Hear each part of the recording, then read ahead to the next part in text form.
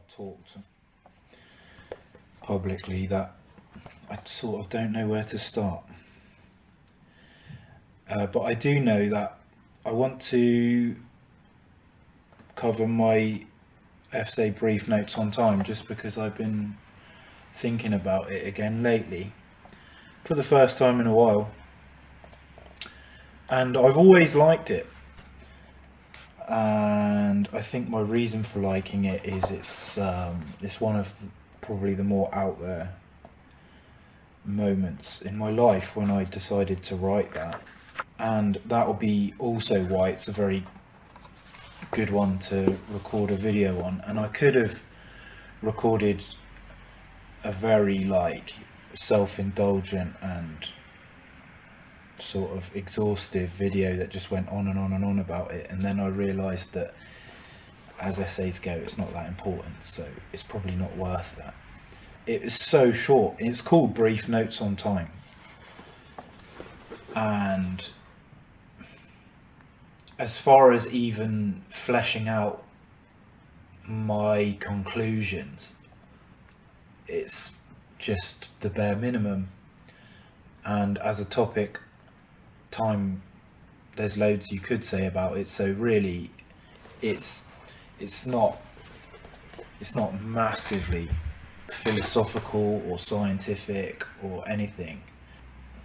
It's definitely not scientific. There's no scientific method whatsoever, but it's not hopefully not kind of painfully misinformed. I think there's some kind of synthesizing that has happened in writing it with what would be called, the scientific notion of time. At least I criticize what I think is a well-informed idea of time. So my conclusions are completely at odds with physics, but I think I weighed them against a pretty well-informed, I hope quite well-informed, sort of sciencey idea of time, and attacked it. And not just for fun, although quite a lot for fun. Like I said in the first video, a lot of the writing is lyrical and to be read as in its whole as a kind of almost sort of autobiographical or romantic piece of writing. But on the other hand, there's a lot that can be said within that about why that fits. So I'll have to do that in this video. I'll have to cover what exactly the reason for doing such radical kind of conclusion drawing.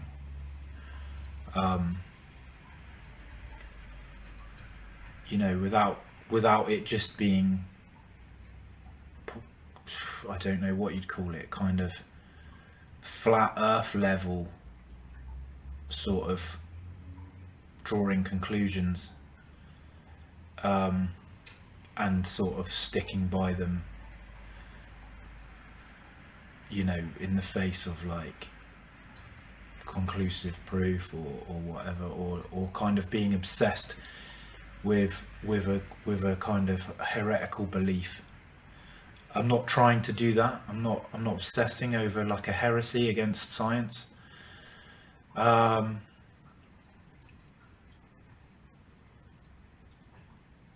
hope anyway. Yeah, I'm definitely not. I've not really got a kind of dog in the fight in terms of physics about what time is or isn't.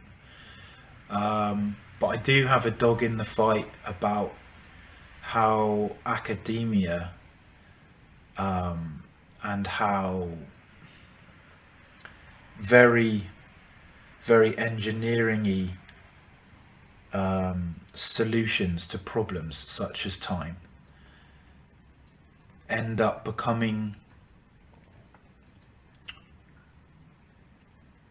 almost spiritual in their like in their in their indoctrinating. You know, you're not allowed to think outside of the physics version of something, which is actually, like I go on to say, it's essentially got like a qualitative component that you can't really say anything about within science. That was my like main conclusion, was that, or the main thing that I'm arguing for was, what about if time's got a qualitative dimension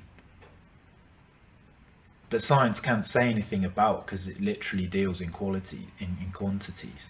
You know, maybe in the quantitative aspect we've solved that problem with regards to anything that we kind of want to build or make or do. But where it may be qualitative, kind of objectively qualitative, like as a phenomena, it has actually qualities.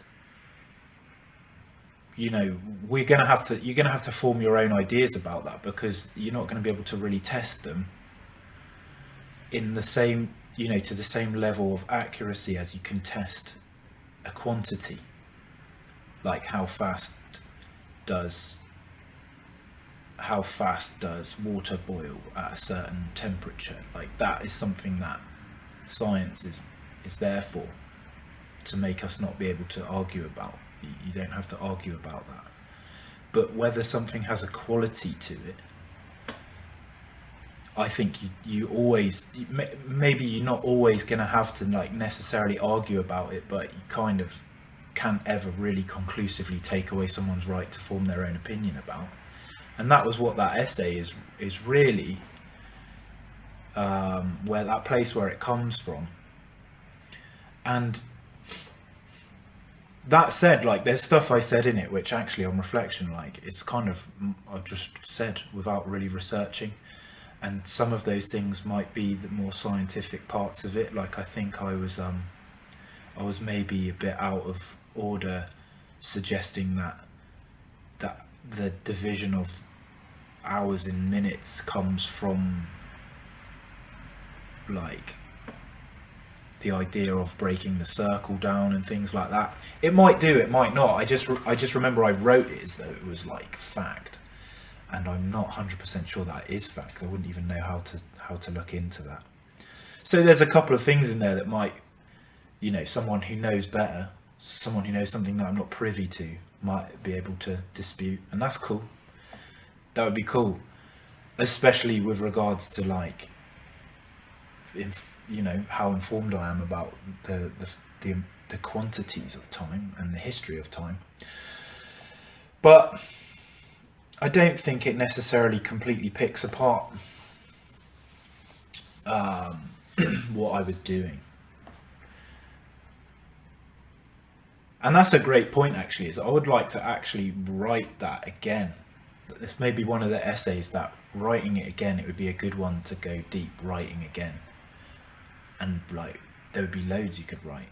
I could, if I wanted to have done it properly first time round, it would have been huge. And maybe that's a project I can get into, and the time probably wasn't right. That would make sense that I did do it because the time wasn't right. I was not doing a book that was supposed to be the actual, you know, novel research on things. It was a creative piece of writing mingled with some kind of serious thinking. It was like the lyrical version of serious thinking, which means that I didn't really do pure serious thinking. And I would like to maybe do a pure serious thinking version of this timepiece. It was quite, the bit where it gets really crazy, I think, is where I sort of fuse time and agency as being like two sides of the same coin in the second half of the essay.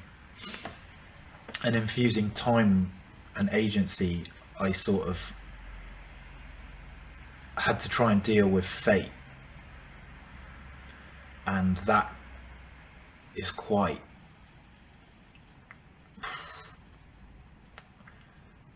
serious stuff to be just taking on for a laugh, especially when there's probably been stuff written about it before. There's probably been quite a lot written about it before that I just didn't even take into account. I just went off on my own novel one. And a funny thing on that topic actually is another publication came out at the same time as that one called Anachronon, and a guy had published something that was also a philosophical kind of radical treatise on time. And in our intro we almost even like wrote a couple of phrases that were almost identical, and I thought that was amazing because there was no plagiarism. I hadn't published mine, he hadn't published his.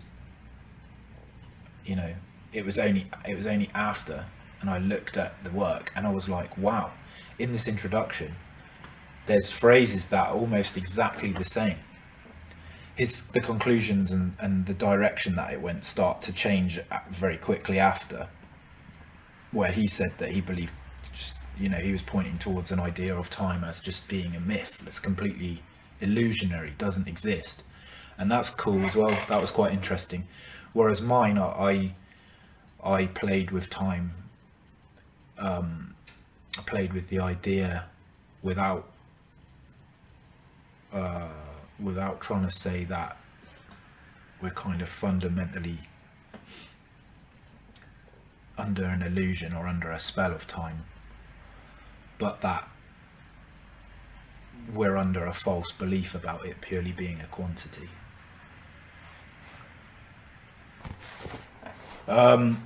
So yeah, just summarizing the whole essay, it starts with saying that views on time have been different. They're culturally relative and historically relative, and there are other ways of seeing them that they don't cause chaos, you know. Say Incan, Hindu, Buddhist, all deal with time in their own ways. And then point out that modern time is founded on the idea of it as a quantity. I say that quantity, though, is not arbitrary. Actually has its origin in the motions of the celestial objects. So, and that's kind of underneath in our daily consciousness. We're not really aware necessarily, some people are, some people aren't, of how the kind of the living relics of the past in how we think about it now. And obviously, you know, going back to my justifications chapter, things like that quite important to my understanding. I then go on to make a claim that time and motion are inseparable. And this is where I say, like, I don't think I'm massively misreading science. Maybe I'm saying something that you can't necessarily say scientifically, but I have a pretty comfortable understanding of at least, you know, A level and up. Like, or maybe not like into the quantum understanding, or can do like tensor calculus and stuff that's required for like relativity and things like that. And that might be where my argument falls apart, but at least within, you know, the normal understanding of it, like when you look at your watch and you go, oh, 5 minutes has passed, that really where that 5 minutes comes from is not just because we had an isolated idea in the past about there's a thing called time, but rather that idea came from something else originally, which is actually motion. And so you can't actually, like I said, maybe that argument falls apart at a certain point with the scientific understanding, but as far as a normal person and who goes about their day can reflect on it, that I think that holds up perfectly well. And then, because of that, I brought in astrology, because it definitely inspired it. And anyway, I'll talk about that in a bit, but I brought in astrology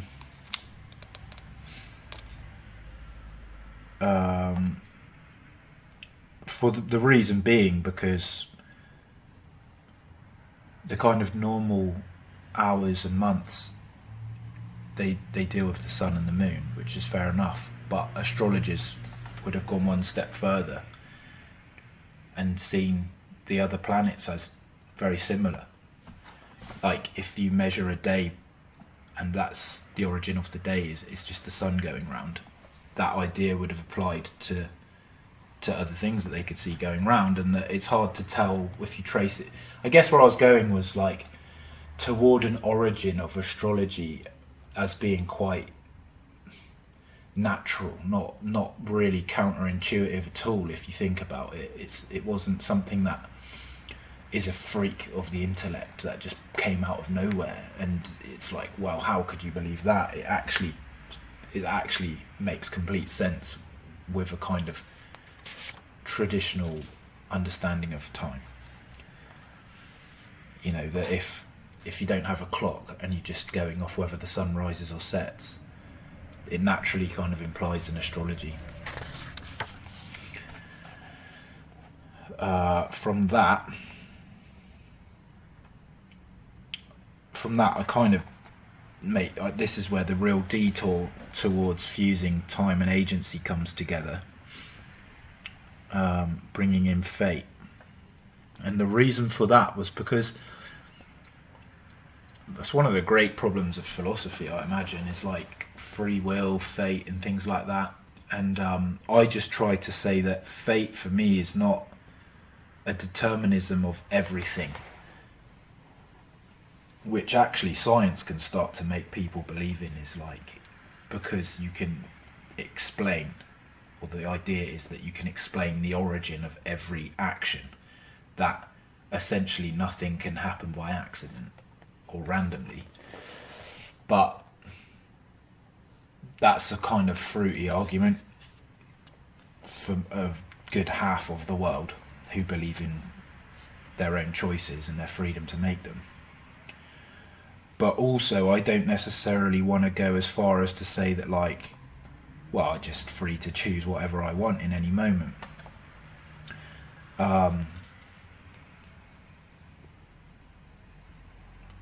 As a serious guy, as a serious person, I feel the kind of effects of certain choices much stronger than others. And I also, on reflection of life, see moments where they were key turning points. And I was sort of metaphysically asking the question of, do those turning points exist? Are they like real? It's not after the event that you attribute importance, but that life implies these moments, like living comes with certain unavoidable, crises almost. There'd be no way to completely avoid them. Like a bit like the branches on a tree, sort of. There's always a choice of one or the other, and it goes into kind of sacrifice and things like that. So that really, not being like really super educated in philosophy, I'm trying to explain a version of free will that integrates some level of kind of determinism or fate, without going so far as to say, you're destined for certain events. I don't think you're destined for the events, you're destined for the choices and the sacrifices. That's what I was trying to say in that bit. And then from there, I guess while I was thinking that through, I was going, well, if it's real, kind of ontologically, how is it real? Like, where would it be? And I went for this sort of occult forces, you know, proto-science, or like speculative science, pseudoscience. Although not really pseudoscience, because the kind of proposition is unprovable. But that, you know, I just tried to couch it in like, it's actually because of like an undetected or larger than like it's incomprehensibly kind of, it's there but it's incomprehensible. We can't find the scientific concepts to show how that could be real, but it's there amongst the sort of question marks of like the unknowns in quantum physics, or the vastness of, you know, like maybe rather than small, it's like huge scale structures, or maybe it's embedded in like DNA or whatever, I don't know. But I just tried saying that, like, I bet it's probably there somewhere.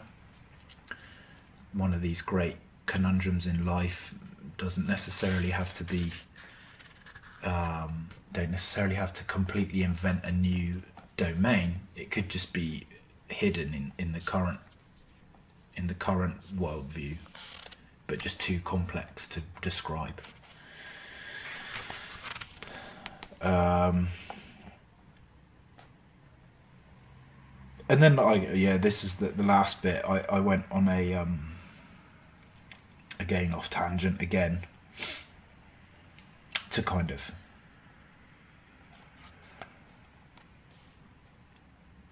to explain what I did at the start of this video, basically, which is to say that you have to understand the limits of science, and that it's up to you if you want to like just be a complete skeptic and go, I only trust the science. But also, if you don't speculate, or you don't have certain placeholders of concept, or you don't conceptualize things that science isn't able to yet, or isn't able to like deal with yet, then like, why not? I just wanted to point out, like, you're not insane, or you're not a heretic just because you've sort of in your searching to answer certain questions had to like rethink some of the like more tenuous elements of science, or consensus. You know, if you ask a certain question and you find a concept that you think really fits with that, but in like there's 10% overlap with established science that it sort of like doesn't match well, as a person, it's much healthier to go, well, maybe that part of science isn't right, than it is to go like, well, I best not form any ideas at all then, because, you know, someone will have like something to say about it. It just doesn't seem very free, or kind of like, it's basically, at the end of the day, I think what I'm coming down to is like, is poetry. There's a poetics to the way that you dream up these huge worldviews, and they're beautiful, and unless you really need to hold on to like some very like specific part of like, you know, the scientific body of work, why would you kill the poetry in your life just to please a theory that actually has not very much influence on you, you know? And especially some of them that really aren't like necessarily kind of true, or prove, like certain things to do with like cosmology, you're just not going to be able to observe them. Some of them are, and some of them, even if you can't observe them, they fit nicely with so many other things. But like realistically, unless you can observe it, then it's fair game, I think.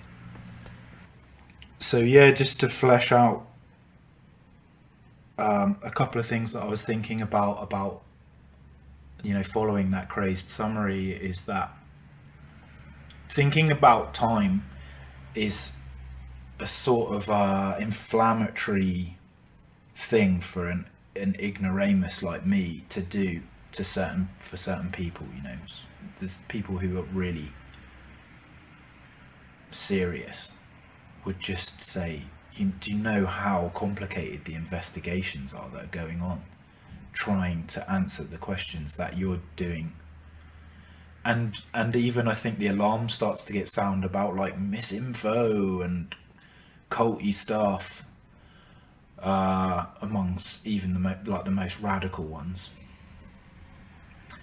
And my answer to them is like, that's your cultural like norms, but because in a secular modern society, time is not something really for contemplating. It's something for ordering and for engineering. You need to know loads about it to keep the satellites going, and you need to live by a kind of a socially agreed upon version of it, so that you get to work on time and things like that. And so it might seem really, I probably get, there's probably a few people that would think of it quite like negatively, to do your own research into it. And where it came from for me was like a kind of paganism that in sort of getting into astrology and deities and things like that. If you look at the Greek pantheon, you've got Kronos, who's a huge part of mythology and is like quite clearly identified with time. And there's a big deep topic there, but really all I'm pointing it out for is like, if you're a pagan, are you not supposed to think about time? One of your gods rules it, and so it would be very important to you to try and figure out that connection. How does that work? So the origin of it for me is perfectly natural, and perfectly, it's almost like a primary hobby as a pagan would be to contemplate time.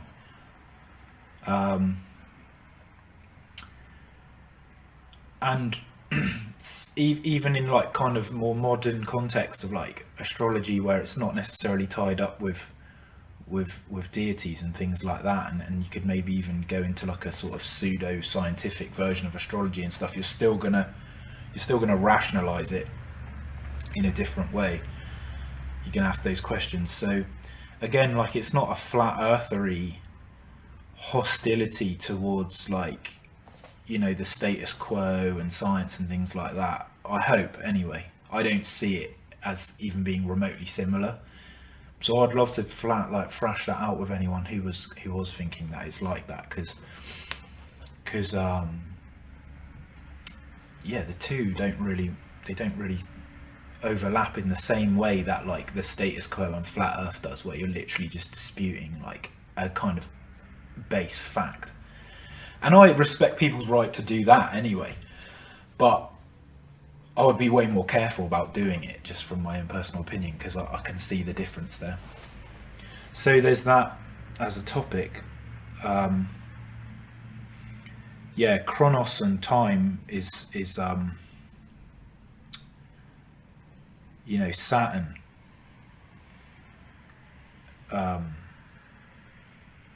Is the ruler of time. And in a more mystical moment, you can really journey off that idea that there's an agent responsible for the turning of time.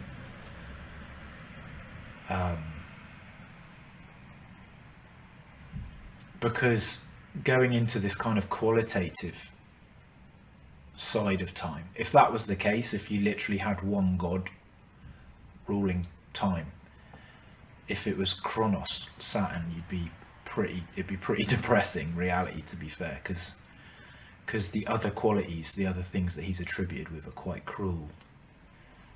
And that's also another reason to form my own opinions about it, because if you go with the kind of Greek, at least like basic understanding of it, it's kind of can make you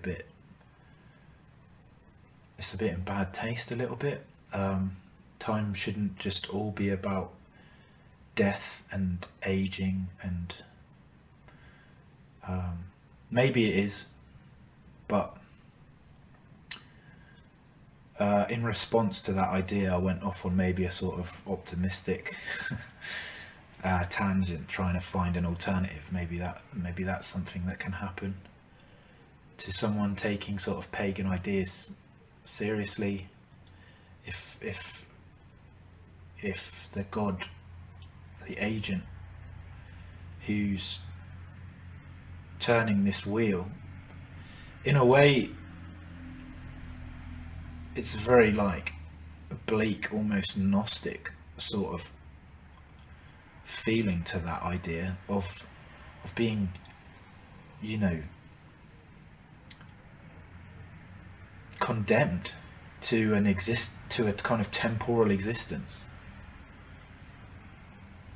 And I personally, although I can sympathize with that, I'm not that kind of heavy. And the Greeks were wrong about many things. So I was just doing my own bit. The other reason that I was doing this as well, I think, is time, and not, like I said, the engineering version of time, but the how you internally conceptualize it, I think has huge relevance to like health. Psychological health and physical health, though. The interplay between the two is quite large. And for one reason, being from like a very seasonal place, I've grown to understand that. I mean, maybe in the tropics it's not quite so drastic a contrast between the seasons, and that's its own thing in itself. But like being from a seasonal place, if you just went down the route of time is just linear construct and ordered perfectly like this,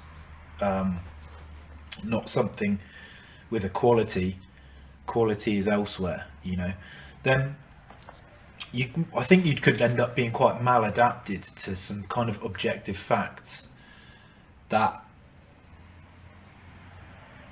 or some potential objective facts about how life forms relate to the environment and to temporal things, to steady rhythmical change, that you just have to look at a tree and see how important time is to the tree's well-being, and you know, apart from maybe an evergreen. But deciduous trees are just like the perfect visual metaphor for something which I believe goes on in people, although we don't fully hibernate or whatever. I think we probably change our behaviors, and our moods are kind of very heavily influenced, and our activities are influenced from the outside in a beneficial way. There's an interplay between what goes on biologically and what goes on outside for your own health. I think, you know, if you demand peak activity in a hostile winter environment, it's an ignorance about time which would lead you to do that and eventually become ill. I've experienced that myself, that when I was younger I would do a lot of outdoor extroverted activity in the winter because I was a surfer and the waves were good, and I would always be ill, always. And now that I don't do that anymore at all, and even lean into this kind of romantic idea of like winters are for certain things and summers are for certain things, maybe even too much, just to kind of experiment with it, I noticed that I'm very rarely ill, like hardly ever ill. So, say what you want about the legitimacy of that, but the potential's there for medicine and notions of time being influential to people's health. Like, your circadian rhythm is a thing, and I don't know how fully well it's like documented and understood, or even like differs between us, but to have a kind of a recognition or an awareness that it's potentially even there, not necessarily to kind of to fascinate yourself with it, but just to appreciate the fact that like maybe there's a kind of an ebb and a flow of energy or mood or activity or whatever. Don't mean to be sexist or anything, but like for sure women will have a huge understanding of that.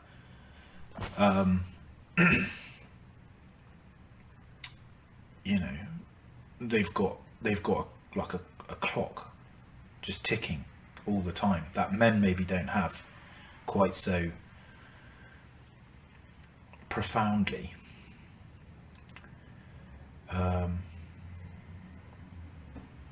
I bet there's probably loads of stuff that I could go on and on and on about to do with that. But yeah, it's just a funny topic. So for one, from that pagan point of view of, I'm not just trying to like be a flat earther, I'm involved in certain spiritual preoccupations that just naturally ask that question. And then also just in thinking about your own well-being, you literally got a ticking clock inside you, and how do you want to frame that? And I don't know of a huge amount of information that you could point to that can help people like figure that stuff out. Maybe there's none that you can figure it out to the same level as some other things in life. Might be, I'm not a doctor or really even interested in like going through papers and stuff. Maybe there's loads of it out there, but it's not out there for me. I read quite a lot. I've never seen none of that stuff, and I bet loads of people haven't. So I'm quite fond of thinking about this problem of like agency and free will, and I think it's one of the great problems of like life for anyone doing like kind of self-knowledge seeking, any form of spiritual kind of seeking is that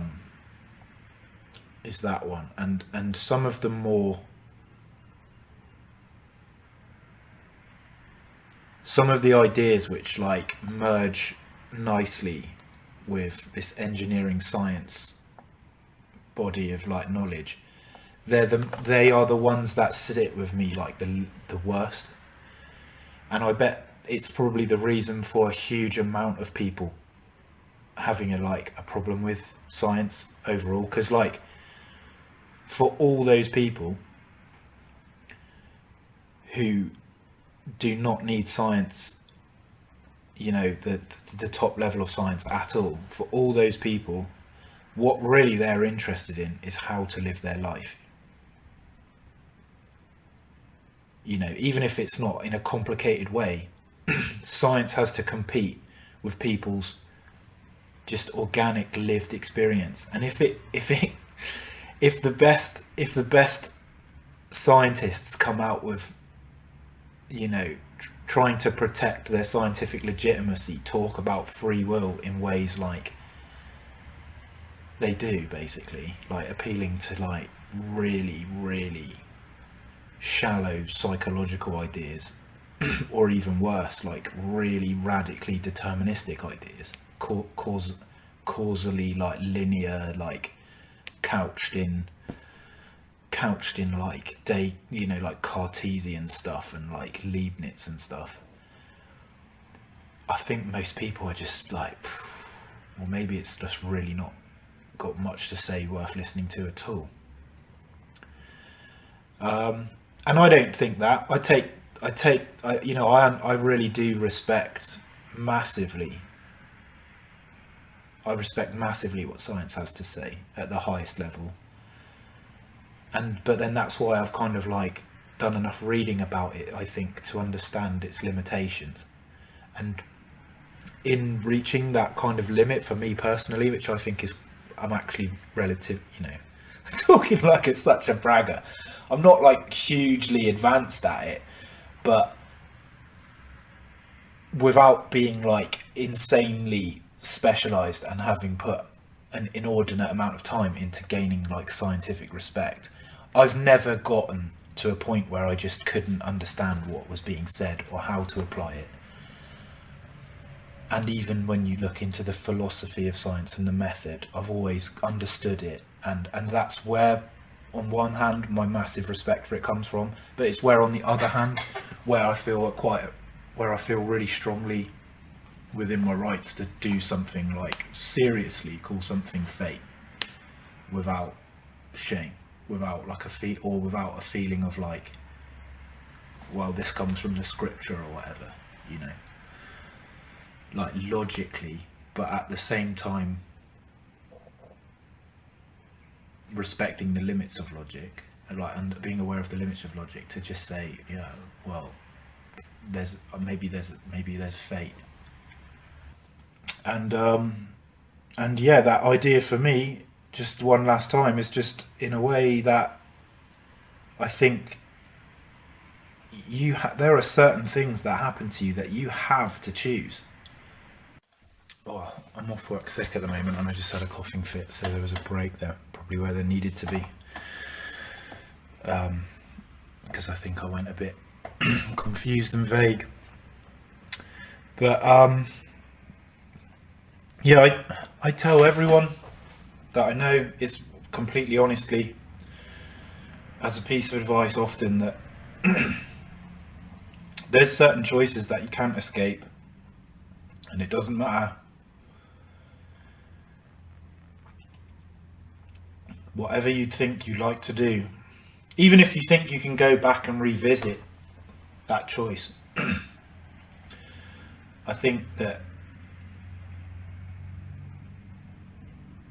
there's no avoiding the sacrifice that has to be made in that moment. Which do you prioritize then? Maybe you might think, if it's a choice that, well, the alternative isn't going anywhere, so I'm going to go with this one. That's not a huge problem in the first place, but I think there's still a fated moment there where even if it's going to be revisited later, you've sacrificed it then, and when you come back to it, you can't guarantee it'll be the same. Oh, sorry, I got such a and that's important to people who take life seriously. It's all well and good thinking that it hasn't changed when you go back to it,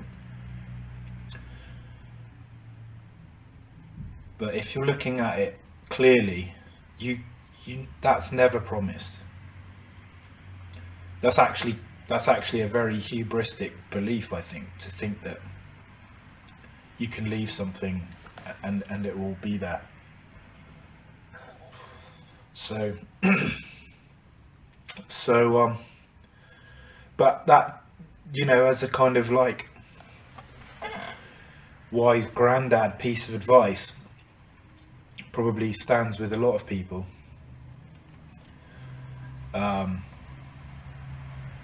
I turned it into a metaphysical position about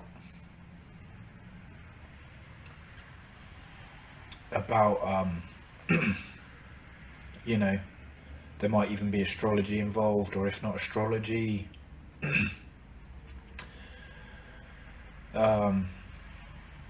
you know, some really complicated, incomprehensible dimension to the world that's hidden somewhere.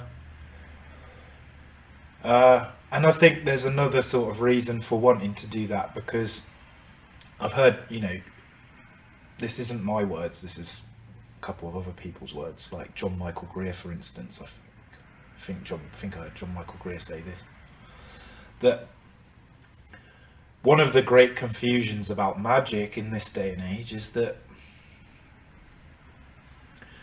it's not the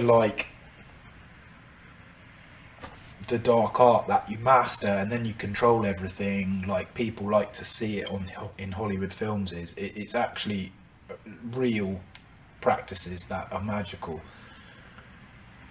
you know, aren't just completely schizophrenic ideas about power. They're just an awareness that you can kind of maybe shift the possibilities. Magic is really an art of trying to enhance the probability that something will go a certain way. And but obviously, like,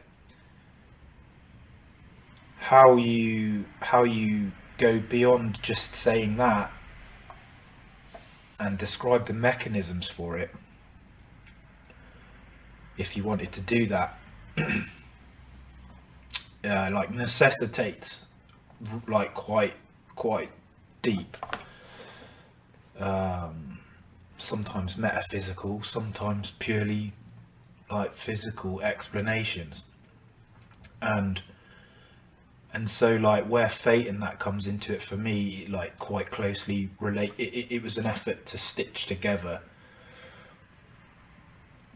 my ideas about the real magical like things, and like where they are when they're not being worked on by magicians.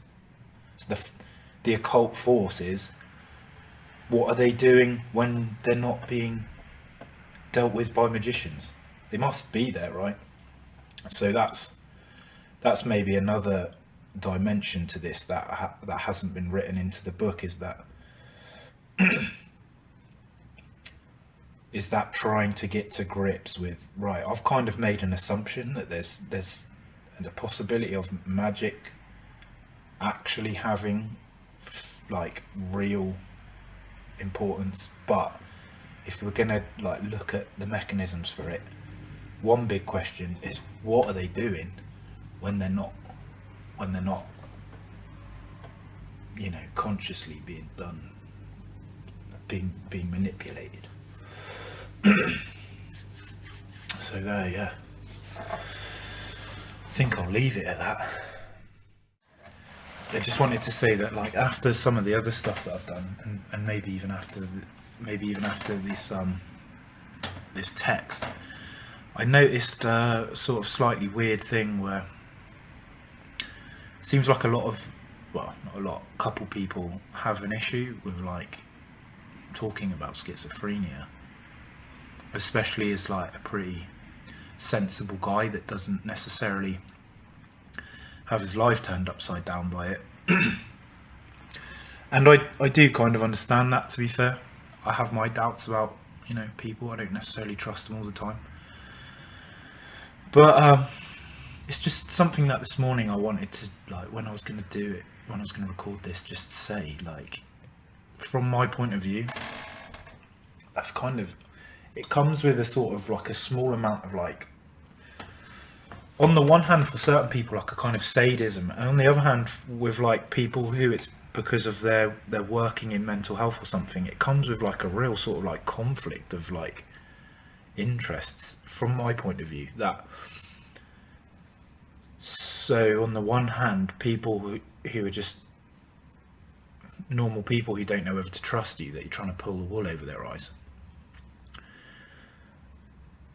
I would just like to say to them, like, what exactly would I gain from it?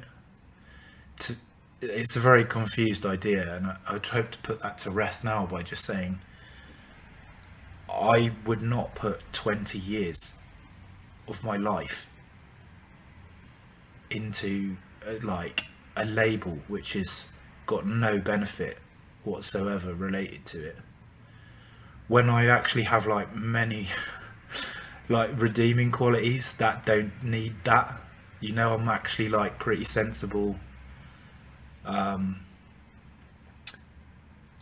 reasonably smart, like relatively hardworking. You know, like there's absolutely nothing to gain for me to do. When I say nothing to gain, the things that you can gain through doing it would not even be anywhere near as good as the things I could gain if I didn't do that. You know, if I wanted to ever settle down with someone, 90% of people are out of the question up front. If I was to tell them like, oh yeah, I'm schizophrenic, so you know, that would be way cooler than any like kudos I can get from going like, yeah, I'm a functioning schizophrenic. So for those guys, like, just think about that. Like, if you're doubting it, or like you've got some trust problem, there'd be absolutely no point in me, you know, putting this much energy into it. And so that's one thing. The other thing with like people in the medicine field, like people who argue with me about it, like, well, if you were to be re-diagnosed, like, you surely would, you don't know who did that and stuff. Like, do you, like, those people, I always think, like, do you really care about people? Like, if your job is to care for, like, or study or research solutions to mental health, why would you take an issue with someone who's sort of overcome it to a certain extent, just because what they're saying about their experience kind of goes against everything you've been taught? Like, to those people, just you know, to be fair, it's not that bad, but it does make me think, have you got your kind of intentions in the right place really there? Is it more about your career and you looking good? Because it's kind of, it's potentially very hurtful to certain people to do that. I'm pretty tough, so it doesn't bother me too much, but I would hate to think that other people get that treatment, that like they're constantly being like kind of criticized for things that they see with their eyes as the person with the problem, versus someone who's trying to make a career out of like treating them. It just is weird, but it's out there if you didn't know. Hopefully it's not super awful to have said that. If it is, I don't really know what I can do, because at the end of the day it affects me more than it affects you, so I wouldn't have said it if it hadn't been on my mind. Yeah, and I guess the third one as well is like some of these views, like I said, you can get treated like a bit of a flat earther. If I, like, some of this work makes me feel like I'm potentially liable to be treated like a bit of a flat earther, and all I have to say about that is like, I totally respect the academy and academics, and like maybe in my worst moments I don't. I totally like slander them, but you know, I've had a few head injuries and I've got a few issues, so like that's probably the cause for that. But kind of in a serious mode, I do think that while the academy's like its own thing and it's great, just any domain that it chooses to start studying, it doesn't mean that automatically then we all have to like, oh well, I'm hands off now because the boss is in charge. Like, for one, that takes the enjoyment away from my life, purely because apparently I'm like uncontrollably sort of pushing things that someone in some position of power or authority doesn't like, and that's kind of crazy, right? Like, it's almost it's not. I can totally agree with it to a certain extent because it's not completely harmless. The way that ideas aren't harmless, they're actually probably some of the most harmful things you can they're the origin of all harm. Really, is an idea. But it's very paranoid to think that everyone not part of the status quo of ideas is potentially harm causing, and in fact the status quo is way more dangerous than a sole guy. So yeah, where I'd like to just get something off my mind, or for the benefit of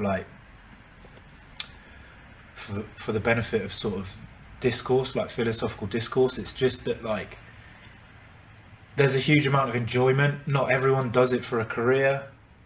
Not everyone's. I'm not capable of doing it for a career, but it's it's part of people's lives, and